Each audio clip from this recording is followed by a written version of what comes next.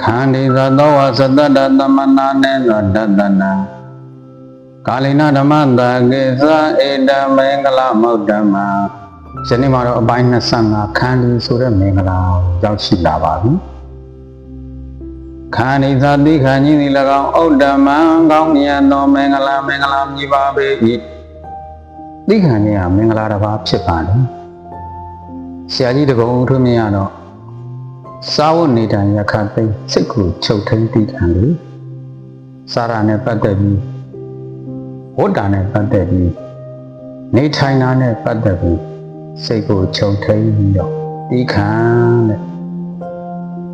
မြတ်စွာဘုရားရှင်ကိုရောမြတ်ကြီးကသင်္ကုတ်တော်ပါဠိတော်သောရုဒ္ဓကနိပတ်နာဂသုတ်တံမှာတိခံရမယ်အချက်5ချက်ဆိုပြီးတော့ဟောပြထားတာရှိပါတယ်အဲ့ဒါတွေကဘာတွေလဲဆိုတော့နံပါတ်1အမှုအေးကိုတီးခံရမယ်တဲ့ယာတိဥရုကိုပြောတာပါပူလာတဲ့အချိန်တီးခံအေးတဲ့အချိန်တီးခံပူလာတယ်ဆိုရင်ယခုခေတ်ပေါ်ပစ္စည်းတွေနဲ့အေးအောင်လုပ်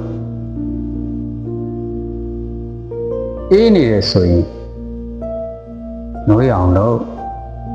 အဲ့ဒီလိုလုပ်ဖို့အခြေအနေမရှိဘူးဆိုရင်တီးခံတဲ့နံပါတ်2အချက်ကစာလောင်မှုကိုတီးခံတဲ့ခန္ဓာကိုယ်ကြီးတဲ့ကိုထည့်ထားတဲ့အစာလောင်ကျွမ်းရင်ခြေဖြည့်ရင်းနဲ့ကုံဆုံးသွားတဲ့အခါစာပြမယ်။ဘာနဲ့တူလဲဆိုတော့မီးတောက်လေးတစ်ခုနဲ့တူတယ်။မီးတောက်ကစီကိုဖြုံးရင်းမီးစာကိုဖြုံးရင်းနဲ့မီးကတောက်လောင်လာတယ်လို့ခန္ဓာကိုယ်ကြီးကအစာကိုဖြုံးပြီးရင်းနဲ့ရှင်သန်နေရတာဖြစ်တယ်ခန္ဓာကိုယ်ထဲထည့်ထားတဲ့အစာကုံဆုံးသွားတဲ့ခါကျရင်သူကစာပြမယ်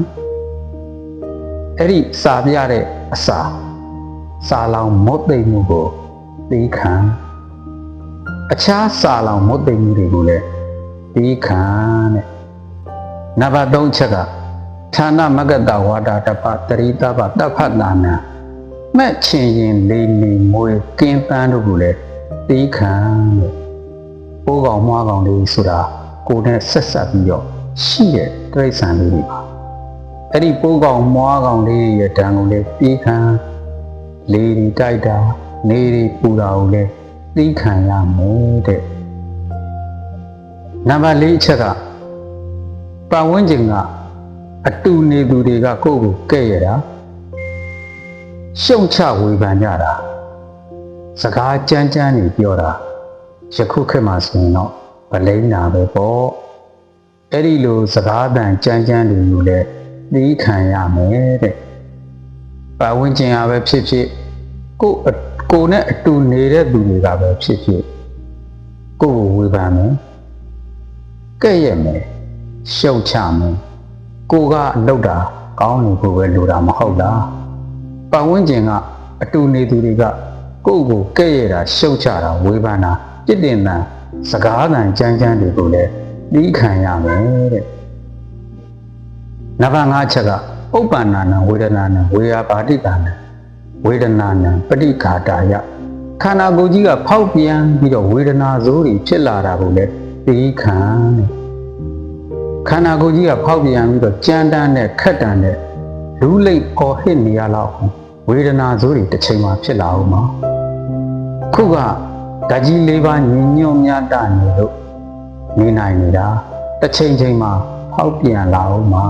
အဲ့ဒီအချိန်မှာဝေဒနာစိုးတွေဖြစ်ပေါ်လာရင်သိခံတဲ့ဓာတ်6ကြားဖောက်ပြန်လို့ဝေဒနာစိုးတွေဖြစ်လာအောင်မယ်ဘယ်လောက်တောင်ဖြစ်လာအောင်လဲဆိုရင်အသက်ကိုနှုတ်ယူနိုင်တဲ့အထိဝေဒနာစိုးတွေဖြစ်လာအောင်ပါဒါကြောင့်ဒီဝေဒနာစိုးတွေဖြစ်ပေါ်လာရင်လည်းသိခံရမယ်ဒီအချက်5ချက်နဲ့ပတ်သက်ပြီးတော့မြတ်စွာဘုရားရှင်ကိုတော်မြတ်ကြီးကသိခံရမယ်တဲ့ဒီအချက်5ချက်ကိုလည်းကျွမ်းကျင်ထားရမယ်တဲ့ဒီအချက်5ချက်ကိုလည်းယခုတည်းကနေစပြီးတော့လေ့ကျင့်ထားရမယ်တဲ့တစ်ချိန်မှာအသက်ကိုနှုတ်ယူသွားနိုင်လောက်တဲ့ဝေဒနာစိုးတွေလောကရန်စိုးတွေကြုံလာတဲ့အခါကျရင်ခံနိုင်ရှိအောင်လို့ပေါ့နောက်ခန္ဒီဆိုတာသူတော်ကောင်းတွေရဲ့အားဖြစ်တယ်လူတိုင်းဟာသူ သူတော်ကောင်းဖြစ်ချင်ကြတာပဲသူတော်ကောင်းအကျင့်ကိုသိကျင်ကြတာပဲမြင့်မြတ်တဲ့အကျင့်ပေါ့ကလေးတွေရဲ့အားကမိုးကြွခြင်းအမျိုးသမီးတွေရဲ့အားကအမျက်ဒေါသထွက်ခြင်းလူဆိုးတွေရဲ့အားလက်နဲ့တဲ့မင်းရဲ့အားကအဆိုးရခြင်းလူမိုက်တွေရဲ့အားကကဲ့ရဲ့ခြင်း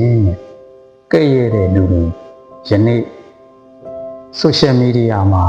ကဲ့ရဲ့ပြစ်တင်နေတဲ့လူတွေတတိထားကြရပဲပေါ့မိမိကိုယ်ကိုလူမိုက်ဖြစ်လားမဖြစ်လားဆိုတာပဲလေပညာရှိတွေရဲ့အားကအကျိုးရှိမရှိကိုစဉ်းစားသုံးသပ်ခြင်းဘဟုတုတရှိသူတွေရဲ့အားက